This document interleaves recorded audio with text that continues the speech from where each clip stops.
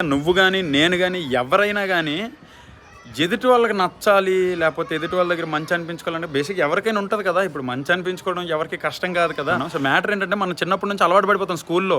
ఒక sports game ఆడితే praise వస్తది, లేదా మంచి మార్కులు వచ్చాయనుకో ఎగ్జామ్‌లో మంచి అప్రిషియేషన్ ఇలాంటి కొన్ని రోజులకి చాలా కష్టంగా ఉంటది మనలో. ఎందుకంటే నువ్వు ఇప్పుడు ఒక యాక్టర్ అవ్వాలనుకున్నావనుకో, ఒక డాన్స్ చేసినావనుకో, లేదా ఒక ఫైట్ చేసినావనుకో, అది బయటకు వచ్చిన రోజు, అది పోస్ట్ అయిన రోజు యూట్యూబ్‌లో గానీ, ఇన్‌స్టాగ్రామ్‌లో గానీ, ఫేస్‌బుక్‌లో ఎక్కడైనా ఏ సోషల్ మీడియా ప్లాట్‌ఫార్మ్‌లో అయినా అది పోస్ట్ అయిన రోజు నీకొచ్చే కాంప్లిమెంటరీస్ కానీ, లేకపోతే నీకొచ్చే ఉంటది కదా అప్రిషియేషన్లు కానీ, అవన్నీ నువ్వు కాలు ఇరిగి ఫైట్ చేసినప్పుడు, కాలు ఇరిగి బెడ్ మీద పడుకున్నప్పుడు రావు. నీకెందుకురా అవన్నీ కమ్మగా చదువుకొని, లేకపోతే ఉద్యోగం చేసుకొని, ఇలాంటివన్నీ మాట్లాడుతుంటారు. ఎందుకంటే నిజంగానే నాకు చాలా రియలైజ్ అయ్యాయి ఇలాంటి విషయాల్లో. నేను చాలా ఎక్స్పీరియన్స్ కూడా చేశా. బేసిక్గా చెప్తున్నా, వేరే వాళ్ళ హ్యాపీనెస్ గురించి, వేరే వాళ్ళ దగ్గర మంచి అనిపించుకోవడానికి గురించి కానీ, ఇలాంటివి మీ హ్యాపీనెస్ని మీరు కోల్పోవద్దు. కొంచెం మాట తడబడుతుంది. నెక్స్ట్ వీడియోలో నేను ఇంప్రూవ్ చేసుకుంటా.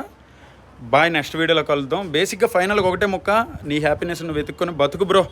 నువ్వు వీడిని సంతోష పెడదామని నువ్వు అసలు నీ సంతోషాన్ని మాత్రం నువ్వు స్పాయిల్ చేసుకోవద్దు. 2 రోజులు బాగుంటుంది, 3 రోజులు బాగుంటుంది, 4గో రోజు నువ్వు తప్పు చేసిన రోజు, నీకు తప్పు జరిగిన రోజు, అది నువ్వు చేసినా చేయకపోయినా నీకు అప్రిషియేషన్ కానీ అప్రూవల్స్ కానీ ఏవి ఉండవు.